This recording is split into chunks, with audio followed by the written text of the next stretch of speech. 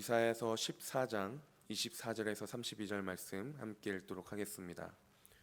만군의 여호와께서 맹세하여 이르시되 내가 생각한 것이 반드시 되며 내가 경영한 것을 반드시 이루리라. 내가 아수르를 나의 땅에서 파하며 나의 산에서 그것을 짓밟으리니 그때 그의 멍에가 이스라엘에게서 떠나고 그의 짐이 그들의 어깨에서 벗어질 것이라. 이것이 온 세계를 향하여 정한 경영이며 이것이 열방을 향하여 편손이라 하셨나니 만군의 여호와께서 경영하셨은즉 누가 능히 그것을 패하며 그의 손을 펴셨은즉 누가 능히 그것을 돌이키랴.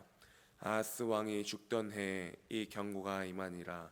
블레셋 온 땅이여 너를 치던 막대기가 부러졌다고 기뻐하지 말라. 뱀의 뿌리에서는 독사가 나겠고 그의 열매는 날아다니는 불뱀이 되리라. 가난한 자의 장자는 먹겠고 궁핍한 자는 평안히 누우려니와 내가 내 뿌리를 기근으로 죽일 것이요 내가 남은 자는 살육을 당하리라. 성문이여 슬피 울지어다. 성읍이여 부르짖을지어다. 너 블레셋이여 다 소멸되리로다. 대저 연기가 북방에서 오는데 그 대열에서 벗어난 자가 없느니라. 그 나라 사신들에게 어떻게 대답하겠느냐. 여호와께서 시온을 세우셨으니 그의 백성의 공고한 자들이 그 안에서 피난하리라 할 것이니라. 아멘. 화요일과 수요일 본문이었던 이사야 13장과 14장 1절부터 23절까지의 말씀을 통하여서 앞으로 예루살렘을 위협할 미래 세력인 이 바벨론의 심판을 이야기했습니다. 그리고 오늘 본문은 이사야가 예언할 활동을 할 당시에 예루살렘을 위협하던 현재 세력인 이 아수르 그리고 유다와 동맹하고자 한 블레셋의 심판이 나오고 있는 본문입니다.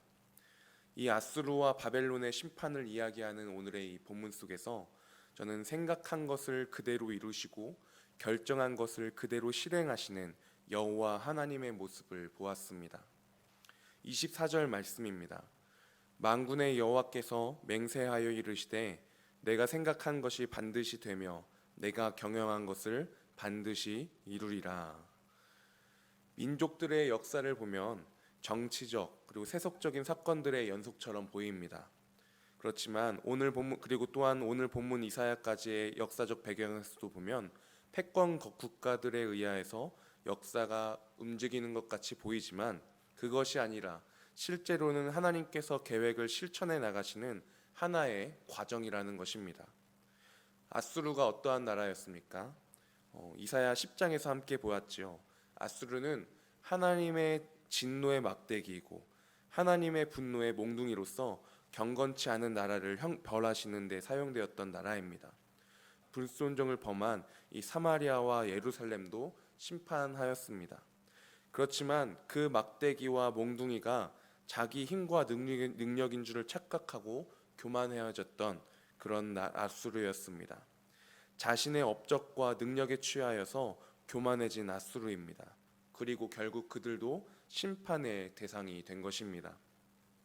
그리고 이런 모든 것들이 세상 권력이 아니라 하나님의 계획을 실현하는 과정이고 그렇기 때문에 우리가 하나님만을 의존하며 살아갈 이유가 되는 것입니다. 하나님께서 인도하시는 그 선한 길 가운데 우리가 그것을 믿고 그에 따라 행동하며 인생의 길을 걸어가야 함을 우리는 말씀을 통해 볼 수 있는 것입니다. 28절부터 보면 블레셋의 심판이 나오고 있죠. 유다의 아하스 왕이 죽던 해에 이 경고가 임했습니다. 이 아하스가 누구입니까? 다메섹과 에브라임이 연합해서 예루살렘을 위협했을 때 그들과 동맹을 맺기를 거부한 이 아하스 왕이었습니다. 그리고 이러한 상황 가운데서 유다 왕 아하스는 하나님만을 의존하기를 거절하고 아수르 왕에게 도움을 청했었습니다. 그리고 아수르의 도움 가운데 이 연합군으로부터의 그 위협은 벗어났지만 그 대가가 너무나도 컸지요. 유다는 주권을 아수르에게 넘겨주었습니다. 이렇게 친아수르 정책을 펼쳤던 이 아하스 왕이었는데 이 왕이 죽은 것입니다. 그리고 다음으로 히스기야 왕이 세워졌습니다. 그리고 32절에 그 나라 사신들에게 어떻게 대답하겠느냐, 이 말씀에서 알 수 있듯이 이때다 싶어서 이 블레셋은 사신을 파견한 것이지요. 축하 인사와 함께 반아수르 동맹을 제안하는 것입니다.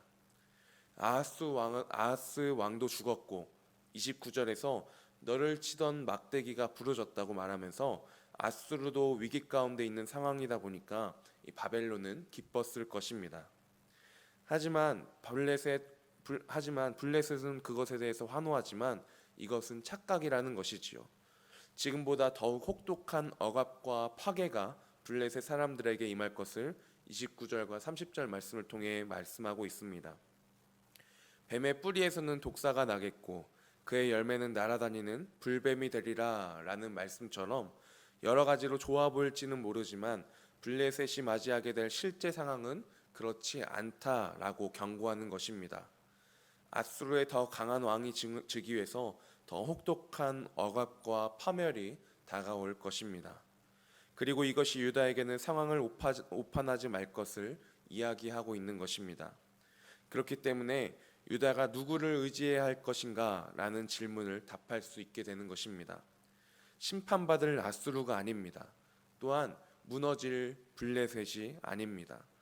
더욱이 심판받을 블레셋과 유다가 연합한다면 그것은 여호와께 반하는 행동이라는 것입니다. 아수르가 아니라 또한 블레셋이 아니라 시온을 세우신 주님만이 이 시온의 피난처입니다.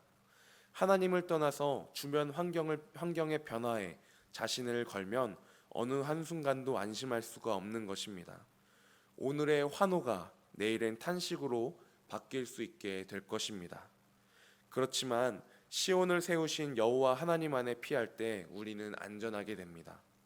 하나님이 우리의 피난처가 되시기 때문입니다. 블레셋의 제안이 당장 눈앞에 보이는 위기 가운데 보이는 이 밝은 등불 같아 보일지라도 거절하기 힘든 제안일지라도 그럼에도 불구하고 하나님의 백성으로서 주님만이 시온의 피난처이십니다 라고 고백하며 나아가야 하는 것입니다. 상황에 따라서가 아니라 하나님 말씀에 따라 살아가는 인생이어야 하는 것입니다. 우리가 이 시간 함께 기도하실 때 생각한 것을 그대로 이루시고 결정한 것을 그대로 실행하시는 여호와 하나님이심을 고백합니다.